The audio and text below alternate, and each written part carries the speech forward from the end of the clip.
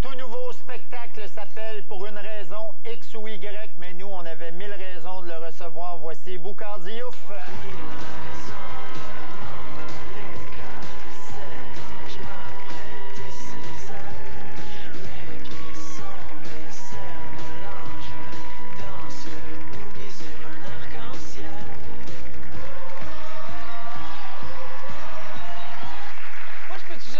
J'aime Boucard Diouf d'amour. Oui. Oui. J'aime Boucard Diouf d'amour. Je fais partie aussi des gens qui... OK, embrassez-vous, là.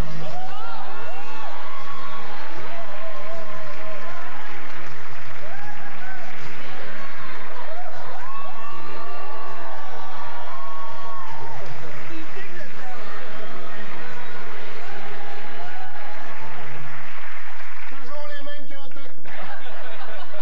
Oh, ben, tu vas aller embrasser Boucard.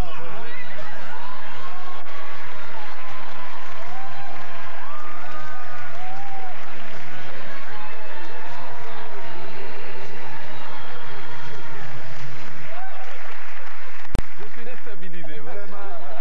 Boucard, tu es humoriste, conteur, biologiste et animateur. Tu présentes la première montréalaise de ton nouveau spectacle Pour une raison X ou Y le 14 novembre prochain au Jésus. Et pour ce spectacle, tu as décidé de réunir tes passions pour la scène et l'enseignement. Oui. Tu es un ancien professeur et de remettre ton chapeau de docteur en biologie pour explorer plusieurs thèmes autour des différences sexuelles et de la reproduction. Finalement, tu fais du Mike Ward pour un télo. Ah, ben c'était, mettons que c'était un prétexte pour parler de ça, parce que je me suis dit, ce sujet-là, pour l'aborder, il faut que ce soit avec cet angle-là. Donc c'est toute la conception, ce que les hommes ont cultivé comme mythe autour de la reproduction, qu'ils ne sont pas vrais à 100%, comme la fameuse course vers l'ovule, on l'a vu, hein. Oui, les spermatozoïdes. Oui, dans le film de, comment il s'appelle, avec le spermatozoïde. Oui, le spermatozoïde noir qui dit, mais qu'est-ce que je fous ici, là? Alors, donc on pense que c'est une course, des millions de spermatozoïdes qui partent à la course, et le premier qui arrive féconde l'ovule, c'est pas totalement vrai. Non, c'est pas totalement Comment ça marche, finalement? On entend souvent les gens dire quelque chose qui m'arrive, je me console en me disant que j'ai été le meilleur sur 300 millions, mais on ne devrait pas dire ça. Mais moi, j'ai une question. Oh, excusez.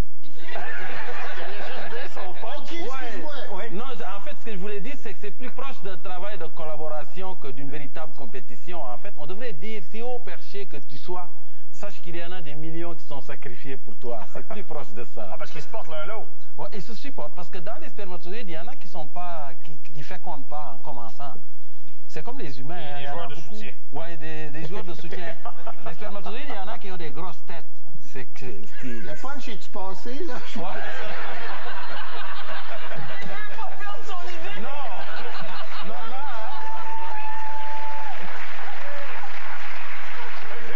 Oui, il est passé. OK. Moi, j'ai une question. Oui!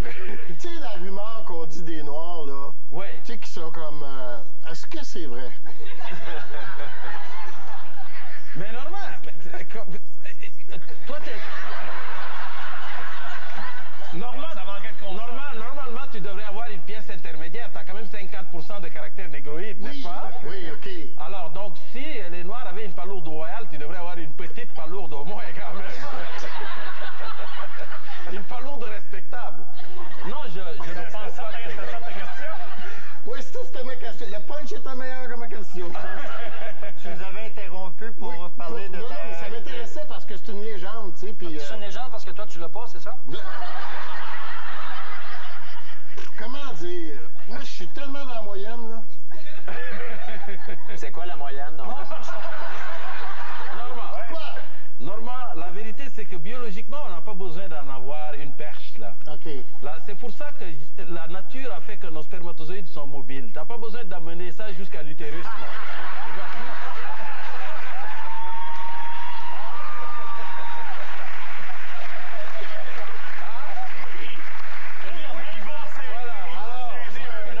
Tu les déposes à l'entrée, puis ils vont faire la job. C'est juste ça. Tu sais que j'aurais pu tout couper ce bout-là en montage pour t'aider, mais je le ferai pas. Chez nous avec Gravel, hein? Moi, on m'a déjà dit que c'était mieux une petite travaillante qu'une grosse dent.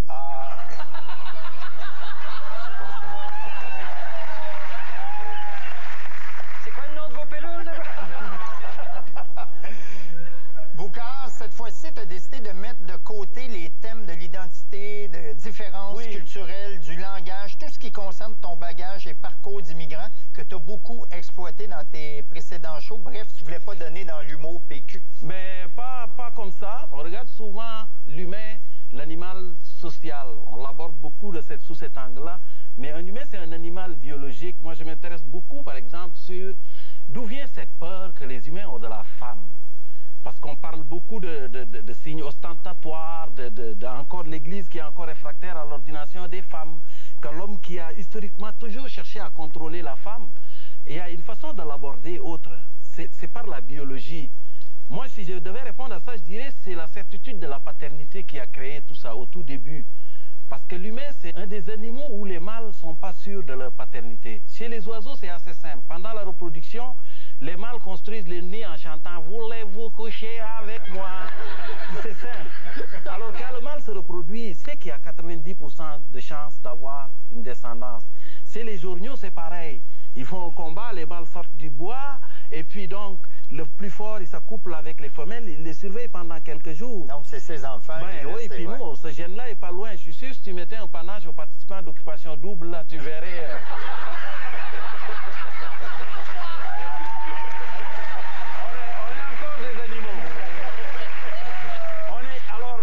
Pour continuer mon histoire, le truc c'est que le mâle de l'homo sapiens ne peut pas savoir si est papa. Il ne peut pas le savoir parce que l'ovulation chez la femme est cryptique, elle est cachée. La femme, elle savait, au cours de l'évolution, que si le mâle savait exactement quand est-ce que l'horloge biologique sonne, il viendrait faire la chose puis retournerait dans le bois avec ses chums. Alors il l'a caché. Il l'a caché, mais comme l'homme ne peut pas savoir quand est-ce qu'elle ovule, il doit être à la maison. Et les hommes ont toujours cherché, depuis la préhistoire, à contrôler les femmes pour être sûrs d'être le papa. Ils ont inventé le mariage pour ça. 90% des sociétés sont des sociétés qui sont patriarcales avec une exogamie des femmes. On marie la femme, je vais l'amener chez nous, l'enfermer dans la maison, puis mes parents vont surveiller pour moi, comme ça je suis sûr d'être le papa. Je vais payer la dot pour avoir un droit de vie et de mort sur la femme. Je vais en prendre 4, comme ça je vais avoir plus de chance. Je vais lui foutre une ceinture de chasteté avant de partir. Je vais le soustraire du regard des autres, hein, en lui mettant une burqa ou un niqab. C'est tout ça. Ce n'est pas les religions qui ont inventé ça. Bien avant les religions, l'homme a eu peur de cette certitude de la paternité qui a fait qu'il a toujours essayé de tenir la femme et ça finit pas. Comment il la tenait? Mais il la tenait assez serrée, mais c'est le temps de les lâcher, je pense. Oui. Vraiment. Je suis d'accord avec toi. C'est vrai. Hein? C'est vrai qu'il faut les lâcher. Boucard, tu es né au Sénégal, mais tu habites au Québec depuis 23 ans. En juin dernier, tu t'es rendu à Dakar, au Sénégal, pour animer la cérémonie des trophées francophones du cinéma, dont c'était la toute première édition. Et c'était l'occasion pour toi de faire de l'humour pour la première fois en Afrique. Est-ce qu'il y a des gens qui te connaissaient au Sénégal? Non, le côté Boucard qui fait du spectacle, là, c'est vraiment ici ça. J'ai dit, je vais aller expérimenter ça, parce que moi, je fais des gags conçus au Québec et pour les Québécois, la grande majorité. Et puis là-bas, t'avais-tu la même réaction? Ben, regarde, moi, c'est fou parce que j'avais peur de faire mes gags. Puis quand je suis arrivé, puis je racontais aux gens, je disais, vous savez, les Québécois, ils vivent dans le fret total, c'est froid. Puis le froid, ça affecte le langage des gens. Puis je dis, on condense les choses, on condense. Puis j'ai dit, un jour, je me promenais sur les bords de la rivière Capucin, que tu connais, la rivière Capucin à Gaspésie, vu que toi, tu es tout le temps là. Oui. J'ai dit, avec ma blonde qui vient de Matane, quand tout à coup, un héron qui pataugeait par là s'envola. Et comme l'ambiance était romantique, je m'attendais à ce que Caroline me dise, oh, Boucard, regarde ce grand échassier dans son vol plané. Au-delà de la forêt, il va se réfugier. Mais là, j'ai dit, j'aurais pas eu le temps de le voir. Ça fait Caroline m'a dit, hey, garde.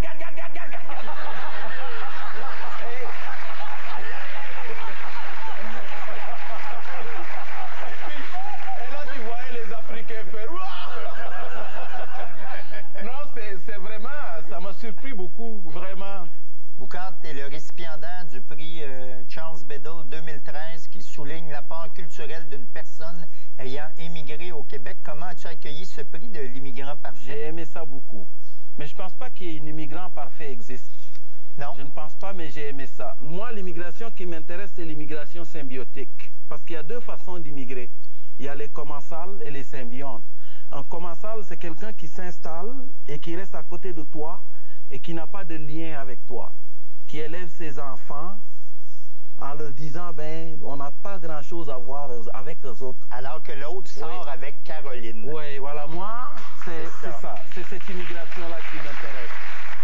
Quelqu'un qui est symbiotique, il arrive, il tend la main, il sourit, il ouvre le cœur et il s'approche. Et à un moment donné, les deux, celui qui accueille et celui qui arrive, deviennent tellement interdépendants qu'ils ne peuvent plus se passer de l'un de l'autre. Puis, les enfants se métissent par la suite.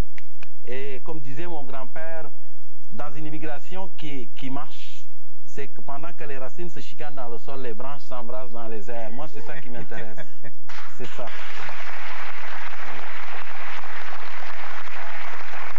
Au Québec, on est le peuple le moins raciste au monde. Mais... La preuve, Boucard, moi, Grégory, puis moi, que je suis tanné d'entendre ce discours-là des anglophones, qu'on est xénophobe et raciste, c'est totalement... Mais Normand, c'est aussi comment on la vit, notre différence. C'est beau, la différence. Comment tu la vis? Comment tu l'assumes? Comment tu la partages? Comment tu l'imposes-tu ou tu ouvres les bras? Toi, tu fais moi, je pense qu'il faut qu'il y ait des zones de recouvrement. Sinon, on fait des monologues. Ça ne peut pas être juste... C'est quoi les zones de recouvrement? Les zones de recouvrement, pour moi, c'est quand on arrive de quelque part, puis on veut vraiment s'amalgamer avec les gens sur place, il y a un travail à faire. Et c'est pas passif. Pour moi, l'intégration, c'est pas un phénomène passif. Pour s'intégrer dans une nouvelle culture, il faut l'aimer, il faut approcher les gens, il faut les étudier avec passion aussi. Il faut apprendre les règlements du hockey. Oui, peut-être ça aide beaucoup, Guy. Oui. Ça aide. Si tu es capable de parler de la victoire du Canadien et aussi de caler une bière, c'est important. Parce que moi, j'ai découvert ça à Rimouski. Les seules fois où on te dit il est des nôtres, c'est quand tu fais igloo, igloo, igloo, igloo.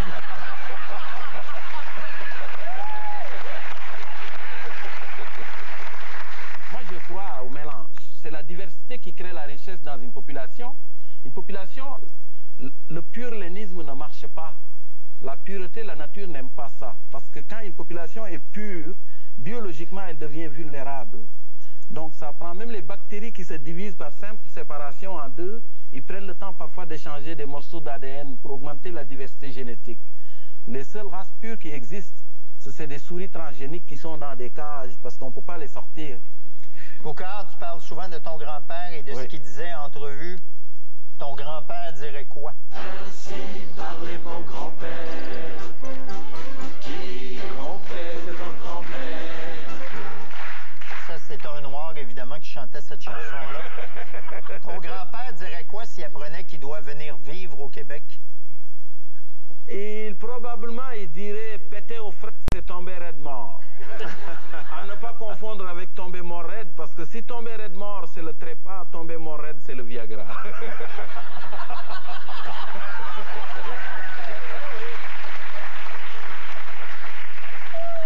Qu'est-ce que ton grand-père dirait s'il débarquait à l'aéroport Trudeau et qu'il devait se rendre chez toi à Longueuil? Ben, ça dépend. S'il arrive en hiver, qu'il va dans les toilettes, il pourrait dire tout ce qui rallonge avec la chaleur tropicale rétrécit avec le fret de Montréal.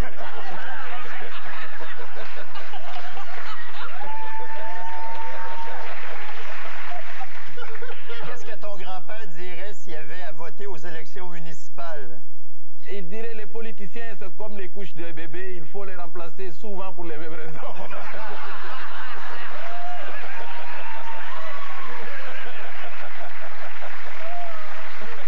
Qu'est-ce que ton grand-père dirait s'il entendait le français qu'on parle au Québec?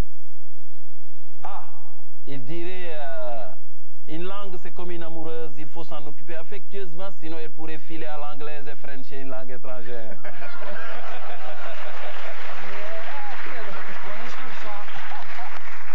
Qu'est-ce que ton grand-père dirait si c'était une partie de hockey au Centre Bell?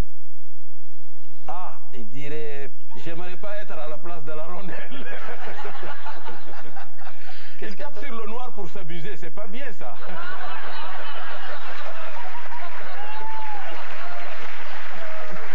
Qu'est-ce que ton grand-père dirait s'il voyait comment on s'occupe de nos personnes âgées? Il dirait probablement, on peut bien être à la page, mais si on veut comprendre toute l'histoire, mieux vaut avoir lu celle qui précède avant d'écrire celle qui suit. Et il rajouterait, les personnes âgées sont des professeurs de choix, qui donnent leurs leçons dans la seule école dont on ne décroche jamais, la grande école de la vie. Alors il faut s'en occuper.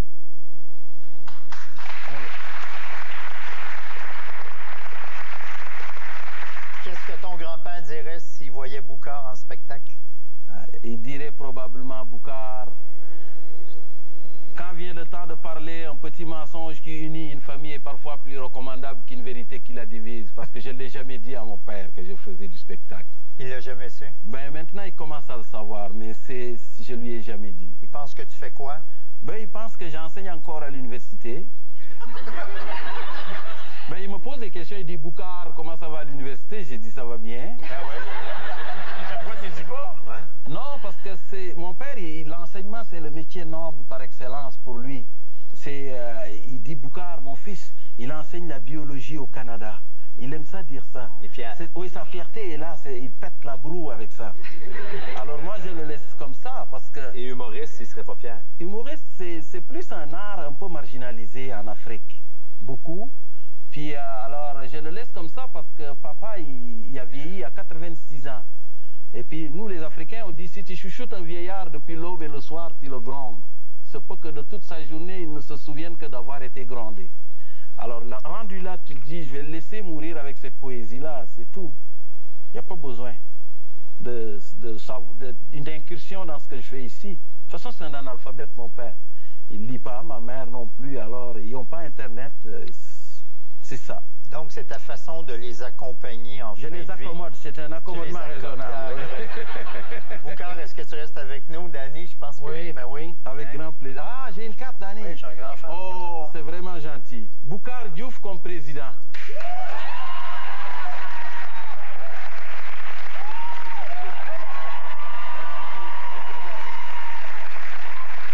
Boucard, tu restes avec nous? Avec grand plaisir.